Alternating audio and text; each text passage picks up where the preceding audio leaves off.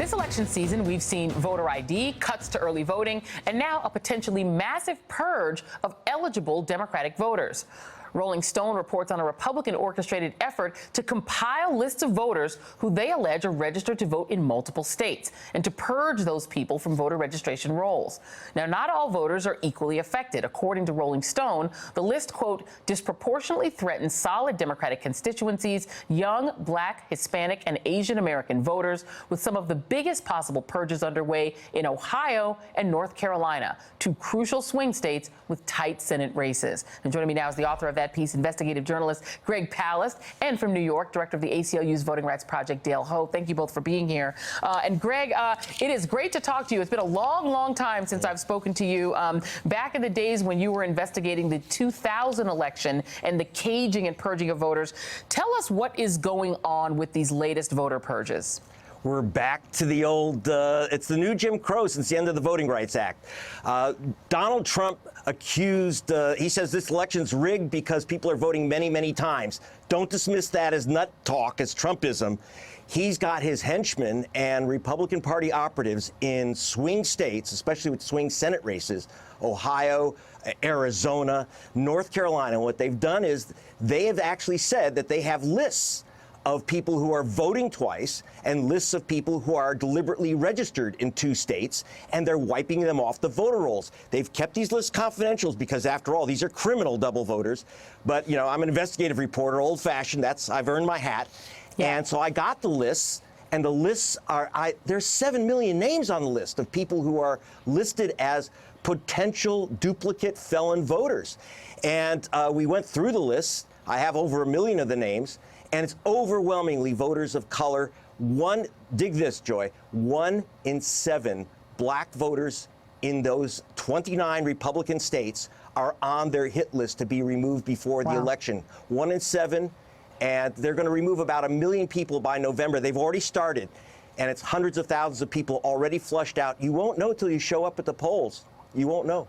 That is actually scary. And you've cross-checked that voter data, as you just said, Greg, and you found that only 4 voters have been charged with double voting. So this is not exactly a widespread problem they're trying to enforce. Dale, the irony of this, of course, that Steve Bannon, there were questions about whether he's double registered in California and in Florida. So it's pretty ironic that this is the tack that the Republicans are taking. If somebody shows up at the polls, Dale, in Ohio, let's say, where the Secretary of State has not been friendly to voters, let's just say, and they are on that caging list and they are said to be a double voter, what can they do?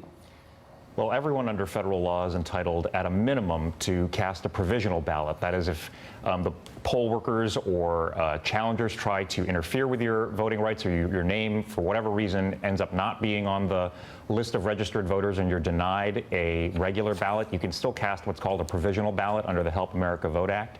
But what I'm really troubled by here is, everyone knows that there is not a substantial or epidemic of voter fraud. There's no problem like this sweeping the country, but we do have a very real history of people intimidating voters at the polls. The Republican National Committee is under a federal consent decree right now for engaging in voter intimidation using exactly these kinds of caging lists in New Jersey in predominantly African-American and Hispanic neighborhoods. And it's really, I think, a significant problem as we look ahead to November.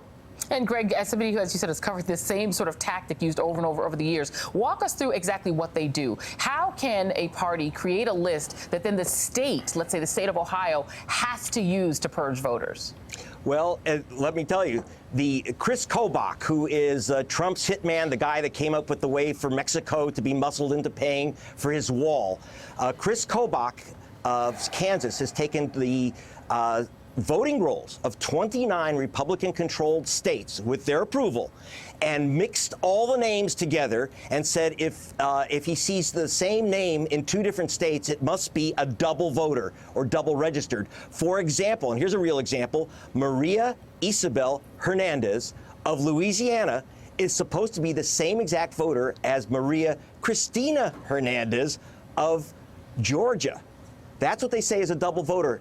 And it's only the first and last name match, if you can believe that. So who's on the list? Wong, Hernandez, Mohammed, Jackson. You know how many? In fact, there are 288 James Browns who supposedly voted twice in Georgia and another state. It's just a list of common names. That's all there is to it. And when you have common names in America, you're talking about black folk and Hispanics, and especially Asians, who are now voting about 75% Democratic.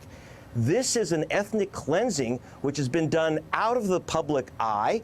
You've had some statements by Republican operatives, like the Republican voting chief of North Carolina, the big swing state, who says she has absolute evidence that 35,000 people have voted in North Carolina and another state in the same election. She hasn't arrested one, but she's removed these people from the voter rolls. That's just, it's an old Jim Crow tactic.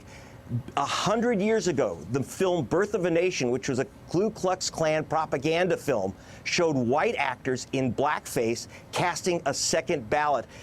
Trump's charge about multiple voters, another dog whistle, is even more. It's being put into effect is the problem, as the purging is in operation as we speak. This is really terrifying. We're going to have you guys back. I wish we had more time, but when you add to that Trump telling his supporters to, quote, watch the polls, you mix that in some states like Ohio that are open carry states, this is going to be a pretty scary process. We will have you guys back if you guys will come back so that we can keep people up to date on this. Thank you so much, reporter Greg Palast. His film, The Best Democracy Money Can Buy, comes out next month. And thank you also to Dale Ho. Really appreciate you both. Wow. And after the break, thank you. The Life of Donald. I'll talk to one of the authors of a revealing new book. Wow.